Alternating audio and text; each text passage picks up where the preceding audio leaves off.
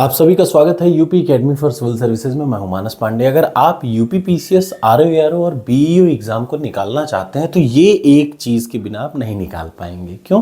क्योंकि एग्ज़ाम निकालने के बाद आपका पहला सामना इसी से होगा। और आरओ के लिए तो ये इतना ज़रूरी है जितना समझ लीजिए कि आपका काम यहीं से शुरू होता है।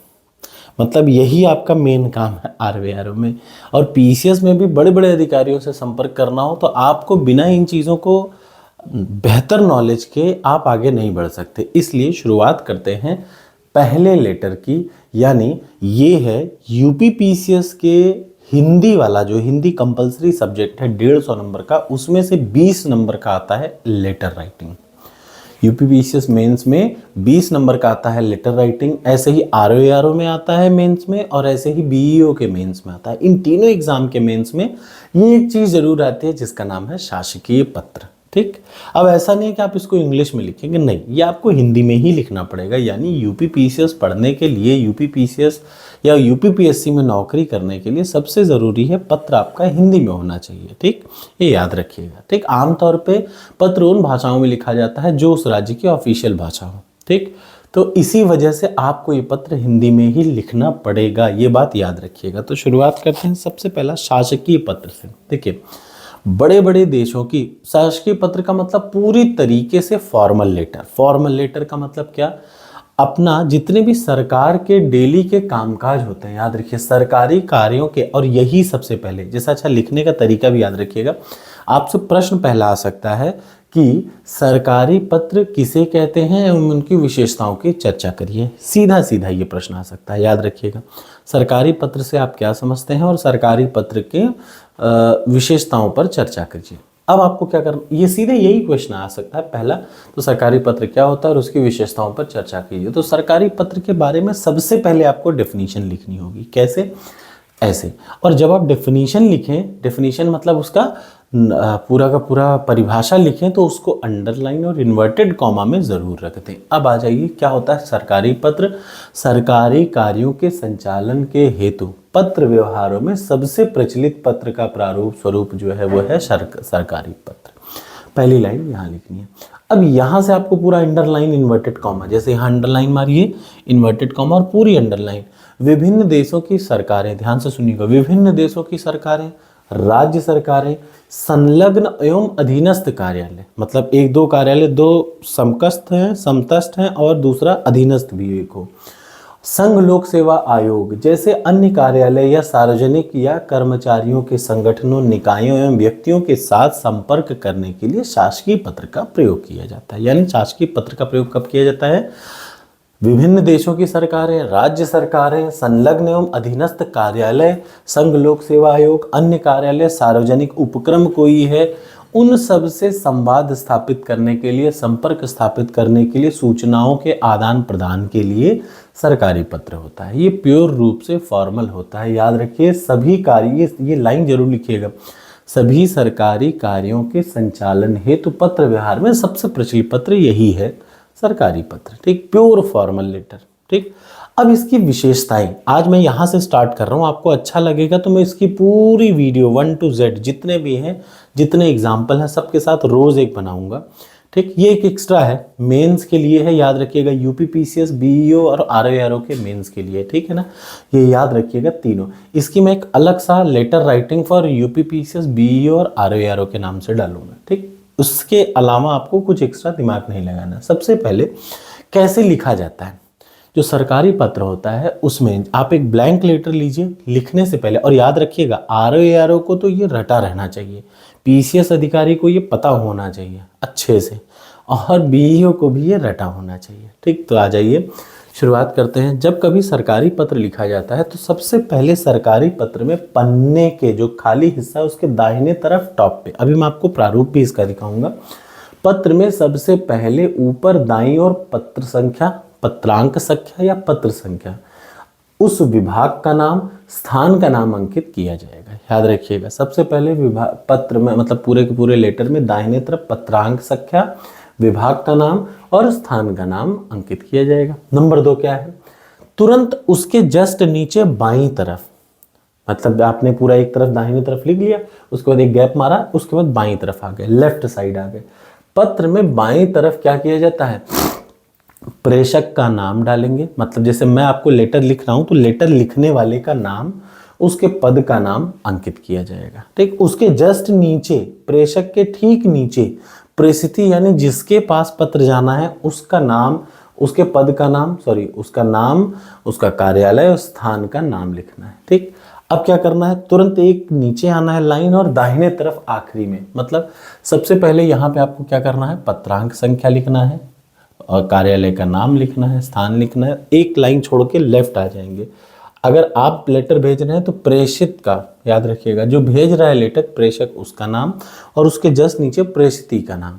ठीक, अब आप एक गैप छोड़ के फिर दाहिने तरफ आ जाएंगे, फिर एक और गैप छोड़ना है और फिर दाहिने तरफ लिखना है स्थान एवं दिनांक और उस पर फुल स्टॉप का मतलब ये पूर्ण विराम दिया जाता है। अब जरा सा देखिए, इसके बाद क्या है, प्रेषिती के नीचे फिर आप बाईं तरफ से प्रेषिती जहां पे आपने लिखा था उसके नीचे विषय लिखेंगे और उससे संबंधित सूक्ष्म तथ्यों को लिखा जाता है कि किससे संबंधित वो लेटर है। देखिए बड़े बड़े अधिकारियों के पास, जब आप कल को अधिकारी बनेंगे तो आपके पास समय तो होगा नहीं कि आप 1 घंटा लेटर ही पढ़ना शुरू कर दें, नहीं। जब लेटर आपको हाथ में मिले तो 1 सेकंड में आपको अगर जानना हो तो उसका विषय पढ़िए। विषय क्या होता है, पूरी चीज़ लेटर में क्या लिखा है उसको विषय में 10 वर्ड में या 6 वर्ड में लिख दिया जाता है। तो अब अगला देख लीजिए, प्रेषिती के नीचे विषय लिखें और उससे संबंधित सूक्ष्म तथ्यों को लिखा जाता है। ये आपको लिखना है एग्जाम में, मैं ऐसा नहीं कह रहा हूँ कि आप इसको छोड़ देना। ये एग्जाम में आता है कि भैया सरकारी पत्र किसके कहते हैं, हम उसकी विशेषताओं पर चर्चा कीजिए, कैसे लिखा जाता है। ठीक, तो ये यहाँ लिखना है। इसके पश्चात क्या किया जाता है, संबोधन में क्या लिखेंगे, महोदय या महोदया से ही प्रारंभ, ऐसा नहीं कि डियर, प्यारे, ये सब नहीं। शुद्ध चूंकि प्योर फॉर्मल लेटर है तो महोदय या फिर महोदया से प्रारंभ होगा। और प्रारंभ कैसे करेंगे, मुझे यह कहने का निर्देश हुआ है कि, याद रखिएगा ये मुझे यह सूचित करने का निर्देश हुआ है कि, यहाँ से करना है आपको। या तो आप 2 में से कोई भी वर्ड लिखेंगे, मुझे यह कहने का निर्देश हुआ है कि, या फिर मुझे यह सूचित करने का निर्देश हुआ है कि, इससे शुरुआत होगा। ठीक, कृपया पत्रांक संख्या इसका संदर्भ ग्रहण करना। बड़ा फॉर्मल लेटर है, आपको इसमें बहुत एक्स्ट्रा दिमाग नहीं लगाना, अभी मैं आपको दिखाऊंगा।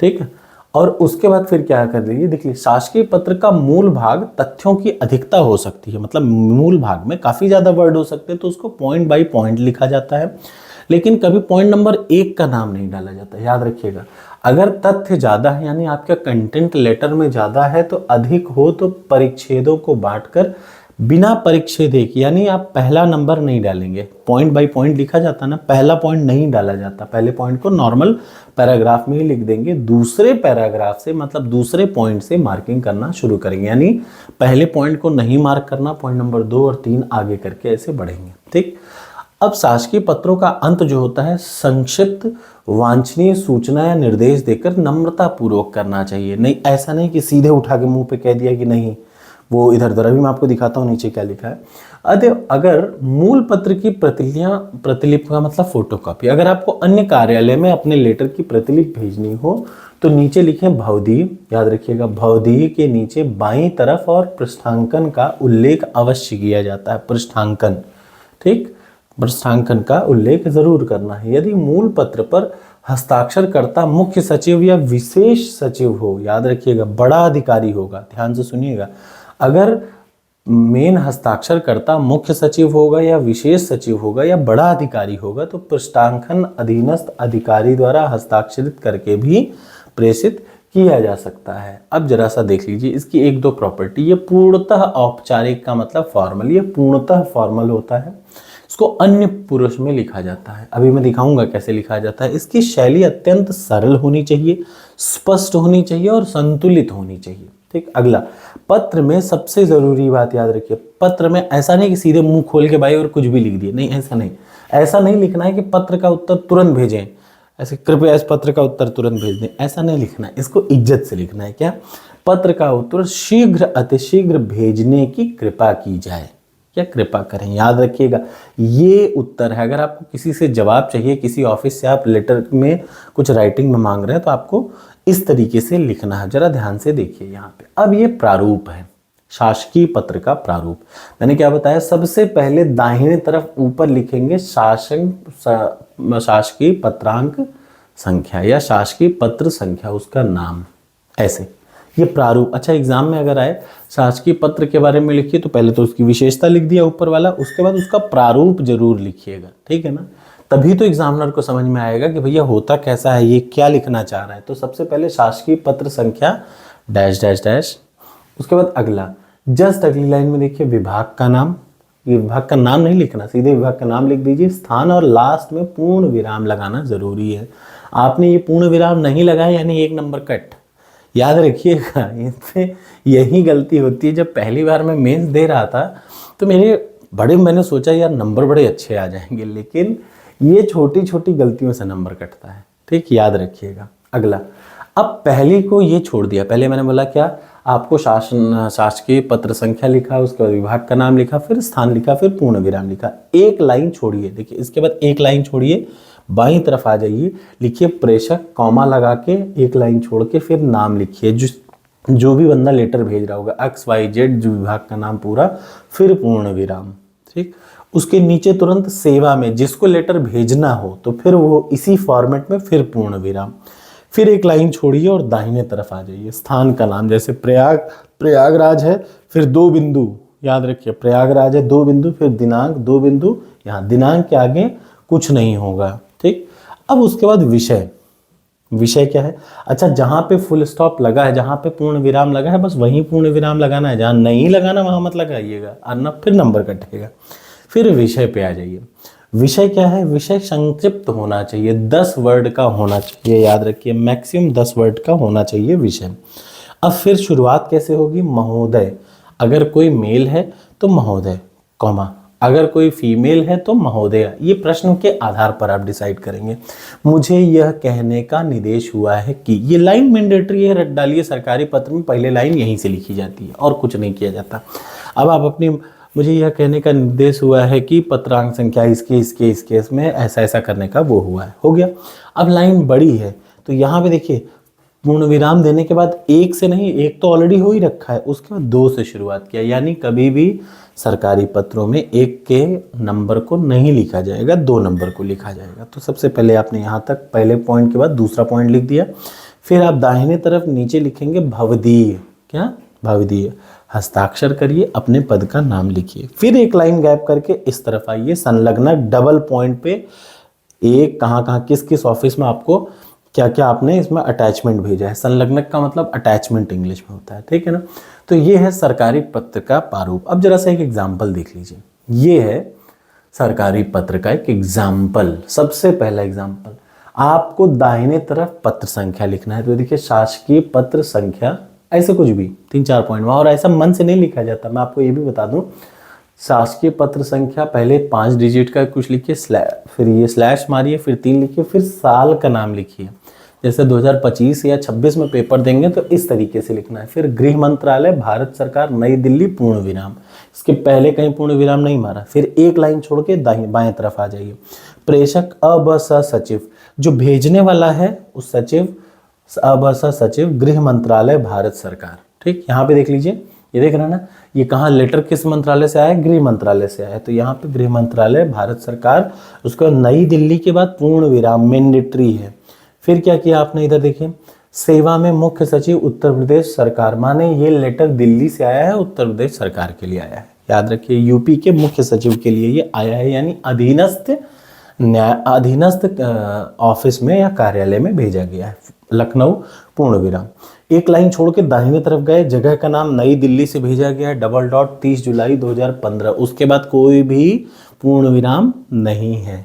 अगला आ जाइए नेक्स्ट लाइन में, विषय, उत्तर प्रदेश में पशु बलि पर रोक लगाने के संदर्भ में। माने अब कोई भी लेटर दिल्ली से आया है, 2-4 घंटे लेटर है, पढ़ने में आदमी बिता देगा तो क्या काम, क्या घंटा करेगा, नहीं हो पाएगा ना। यानी इसके लिए ज़रूरी है कि सबसे पहले यूपी में पशुबल पर रोक लगाने के लिए इस संदर्भ में लेटर है, यानी देख के ही लेटर जान जाएगा किससे रिलेटेड आया है। अब आ जाइए महोदय, कॉमा, मुझे यह कहने का निर्देश हुआ है कि भारत सरकार ने उत्तर प्रदेश में प्रत्येक वर्ष होने वाले महोत्सवों पर पशुओं की बलि देने पर रोक लगाते हुए हजारों जानवरों की जिंदगी बचाने की दिशा में एक महत्वपूर्ण फैसला लिया। पूरी तरह से औपचारिक, और इसमें ऐसा नहीं कि अबे तबे दोस्त वाली भाषा नहीं, पूर्णतः औपचारिक। और वर्षों से चली आ रही पचबल प्रथा पर रोक लगा दी है, पूर्ण विराम। पहली लाइन हो गई, ठीक है ना। इसमें कहीं एक नंबर नहीं लिखा, लेकिन अगला पॉइंट लिखेंगे तो 2 पॉइंट पे लिखेंगे। भारत सरकार का निर्देश है कि इस प्रकार की गतिविधियों को कठोरता पूर्वक नियंत्रण में रखा जाए। ठीक, हो गया खत्म। उसके बाद भवदीय अ ब स सचिव, ठीक। उसके बाद पूर्ण विराम फिर से। उसके बाद जस्ट नीचे संलग्नक क्या है, देखिए अटैचमेंट क्या है, नंबर 1 आदेश की प्रति, दूसरा ओसी, ठीक। ये सिंपल सा तरीका है एक सरकारी पत्र लिखने का। एक और सरकारी पत्र का मैं आपको नमूना दिखा देता हूँ, ये देख लीजिए। फिर से वही गृह मंत्रालय भारत सरकार ने भेजा है, ठीक, नई दिल्ली करके पूर्ण विराम होना चाहिए। अब इधर प्रेषक पूरा तरीके के, देखिए इसमें गलती क्या है, इसमें पूर्ण, यहाँ पे पूर्ण विराम नहीं है, इसलिए ये सबसे बेस्ट है, ठीक। Thank you so much. आशा है आपको ये पसंद आया होगा, और पसंद आया होगा तो थोड़ा लाइक कर दीजिए, ना पसंद आए तो बिल्कुल मत करिए। Thank you so much. और हाँ, एक और ज़रूरी चीज़, ये पूरी पीडीएफ आपको मिलेगी एक व्हाट्सएप नंबर पे, ठीक।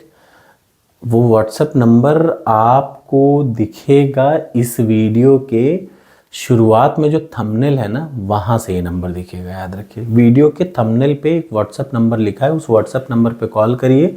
ये 99 का पीडीएफ है, पूरा पीडीएफ। और हाँ, आपके पास पैसा कम है तो आप इससे डिस्काउंट बोल सकते हैं। विशाल है, लेखपाल लड़का है वो भी।